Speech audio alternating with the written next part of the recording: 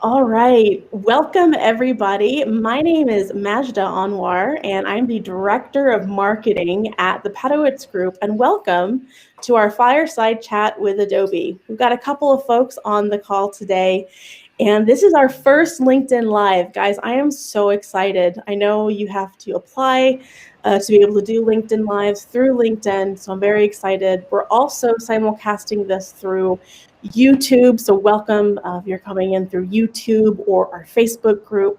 We're very happy to have you guys on with us today. So what we're going to do today is I'm going to have our lovely panel of folks introduce themselves, starting with our guest from Adobe, Haresh Kumar. Haresh?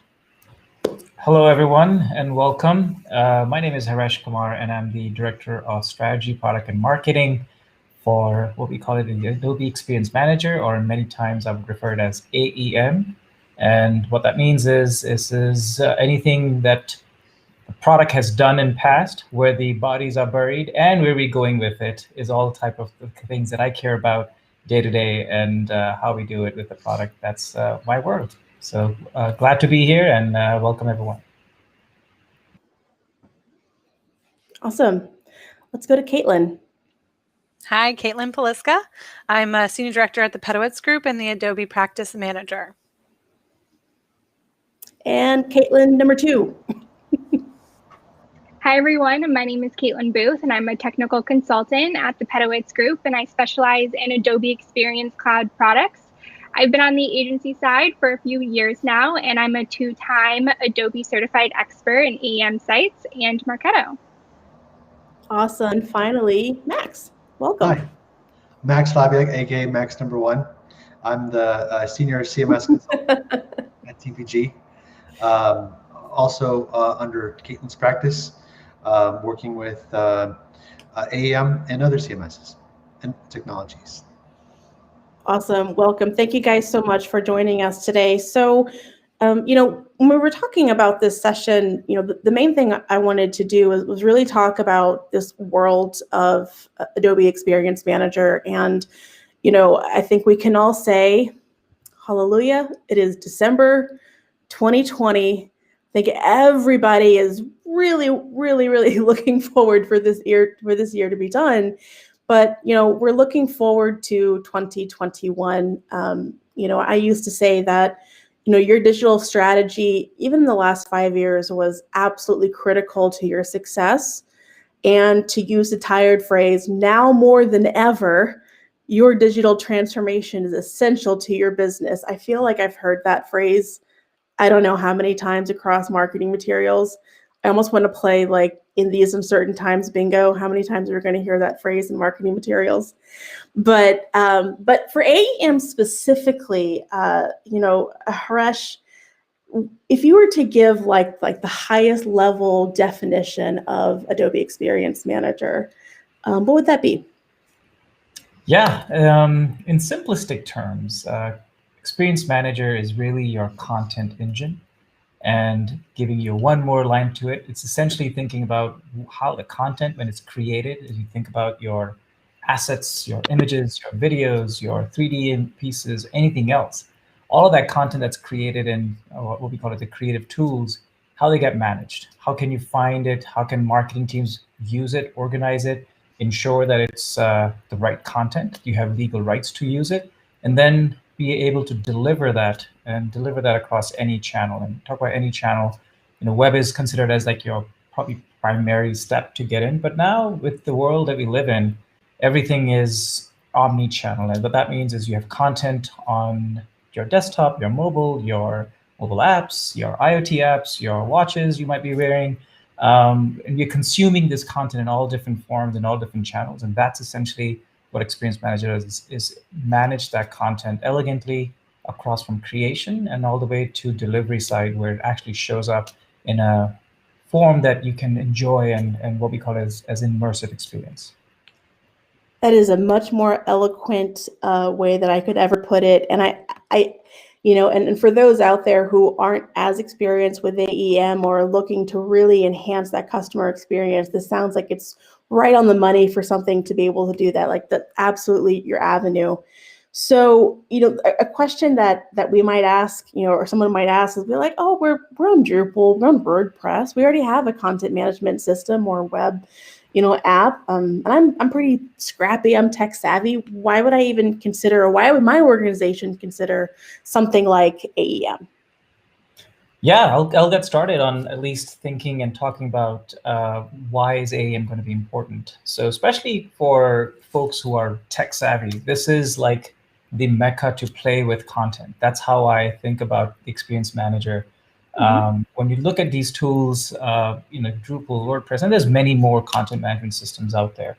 The whole concept of content management is really around to make it easier and easier for content to be created and be delivered. And some things that we do in Experience Manager that are unique and more valuable is, one, we make sure that your marketing persona, for example, is super friendly tools for them so they can easily create. Often, so I started my career, my life as an engineer as well, and I used to write the hello world in .html. And you realize when you start to grow this at a scale where you have hundreds of content pieces going live, all different channels, it gets complicated. And that's what we do elegantly and really well. And that's the part of how a marketing persona, as you think about, you have teams in different regions, you have teams within different organizations, you have teams in different parts within your organization that are actually contributing to that content. How do you give them the tools to easily create and then deliver that content across? That again is ensuring that there are workflows, it's easy to approve, and it's get ready for the right channel. So you don't want to have your banner ad that might be ready for, let's say, a billboard to show up on potentially your watch, because guess what? The experience is going to be pretty bad. So that's kind of the thinking of like how you kind of manage that content elegantly across. So that's your marketing persona, so that you're not kind of thinking like, oh, I have an IT project that a lot of the developers are working on, and you're like, hey, we need this content tomorrow. That's what we do really well, is make sure we give the tools to developers and marketers alike to do their jobs and help them get tech content across to their endpoints really elegantly. So that's one way, thinking of like, if you're tech savvy, you're going to love this tool. I love that. And Caitlin, I'll say Caitlin with a K, Caitlin Booth. I know that previously coming to the Pedowitz group, that was your major role, right? Was in content. So I'd love to kind of hear your perspective on, how you were able to leverage AEM in your previous life, and kind of to what Haresh was talking about, and be able to connect those IT and marketing personas to create that omni-channel or multi-channel experience. Yeah, definitely. So I think when you think CMS, people traditionally think that it's your website, but it's so much more than just a website. I used AEM to actually create an app for one of our clients, which was really awesome, and how they were able to create that consistent experience from the website and then translate that to an application. And that's where AEM really shines. It's that orchestration, and also too at a global scale. You're able to produce many different sites on a single platform that all look very unique, but with the same custom code. So that creates creating any new experience almost instant. That sounds amazing. And Max, I would imagine as a web developer, hearing those things like scale and things being able to happen globally. I mean, I'd love to hear your thoughts and kind of weigh in from that perspective, like the marketer and the IT group being able to converge within this platform. Sure. So with scale, if I'm not receiving a call on the Thursday before Black Friday saying, hey, we're going to do a promo, do you think our website is going to be up and running?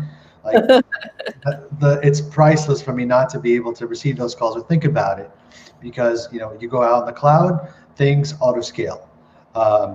As a developer, that allows you to focus on building new functionality.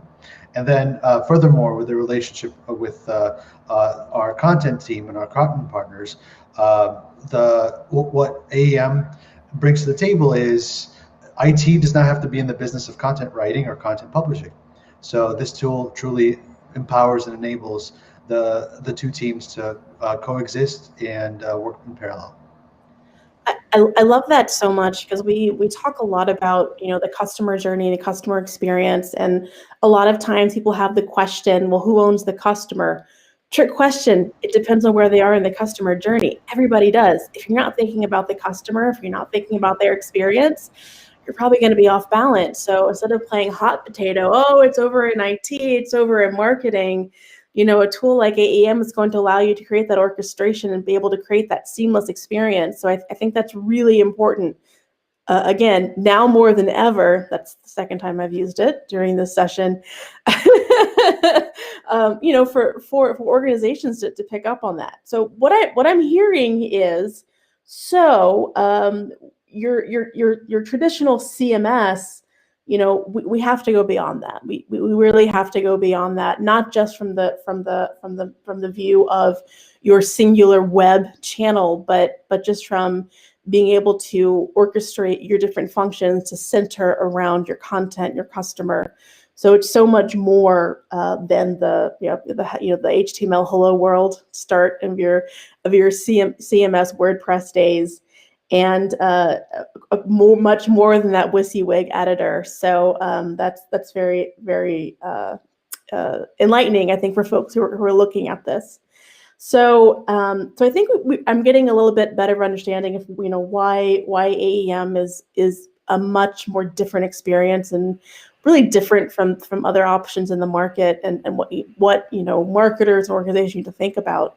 But there was also something that happened this year, in particular in January, was AEM as a cloud service. So I'd love for us to talk a little bit about that, and for example, why cloud now? Why cloud now? It's for those who might have on-prem, but I think that's a question that we've seen a lot. Migrations are happening right now, but I'd love, Haresh, to hear your opinion on, well, why cloud now? Yeah, no, it's great. Let's start with what is this cloud service? And when you think about cloud, there's actually many ways and many different versions of how someone thinks about cloud. So what is cloud service? So AEM in the cloud service is essentially your cloud native AEM as an application. And what that means is when you talk about in today's world, cloud is synonymous to think about containers, or think about Kafka, or think about how we can orchestrate different, call it microservices within the product, so that when you are playing with it or when you're using it, you're not bogged down by the whole system or the whole application. You're basically working on small pieces of it, which improves your agility, which improves as a developer. You can do more much faster in smaller increments, and that's much better. So think of this way as, instead of writing 10,000 lines of code and figuring out where I had a problem, you can write 10 lines of code and figure out much faster where the problem was and actually go faster. So that's the essence of what cloud native starts to do, is it allows you to give you that scalability because all these different newer technologies are being used. So what AEM as a cloud service is essentially is a cloud native application. And the value, or why now more than ever is important, is number one is when you look at the enterprise software, what has happened is essentially everyone's got used to this saying, hey, I have an upgrade cycle maybe every 2 years, maybe every 3 years. And guess what happens? Your systems have to pause for a little bit to actually upgrade. And so one of the major benefits with cloud services, it's always up to date, which means we as Adobe are updating it without you having to pause anything in your world. And you have the latest, greatest innovation at your fingertips, just showing up. Next morning you log in, it's there. I feel like that's the most exciting music to my ears for the IT department, for marketers. There's no downtime. There's no everything. The train's got to stop. That to me, that's the hugest benefit right there, right? Because as a marketer, I know I need content out, not today, yesterday. I need that stuff done yesterday. So to have to incorporate that sort of runtime and downtime. And then, the other magic word there was scale. Ooh, beautiful. That's the other thing that I know, as a marketer, you're telling me I can scale across my business units, across my different, regions, that's something that, if we can get it out faster, if we can get it out more efficiently, sign me up. I need that yesterday. So I love it. Love it. So I actually want to follow up with a question on that too, because this just hits so many points for us, particularly for me as a senior director working in so many different cloud services.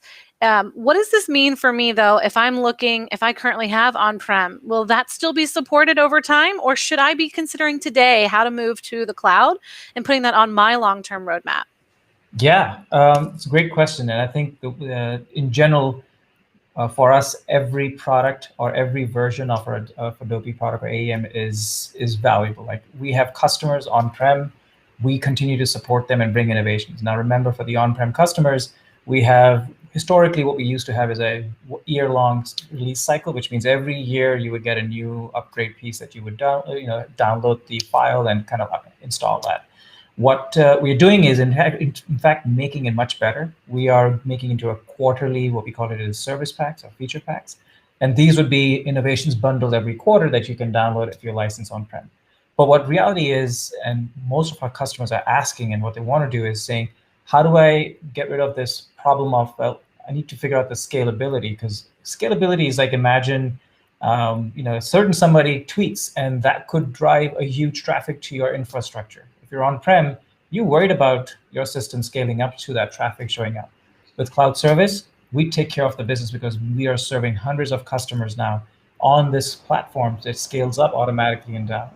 You not worry about the upgrade. So for on-prem customers, it's a huge opportunity and a great way to kind of operationalize and be more efficient in managing your AEM application, knowing that however long you're going to be on-prem, we're going to continue supporting this just the way we are supporting all of our customers today across all these different implementations. Excellent. Love it. And so we've talked a lot about scalability, but I'm also hearing a lot of like savings factor, right? I mean, hours saved, time saved, efficiencies, effectiveness. I think those are all really important things to keep in mind, and then we have sometimes being in the consulting space, with the Pedowitz group, I'll call it the big scary word, migration. Sometimes people are like, oh no, but you do it for a reason. You engage in those projects because you want to be able to get that ROI at the other end, and those are some of the key reasons why.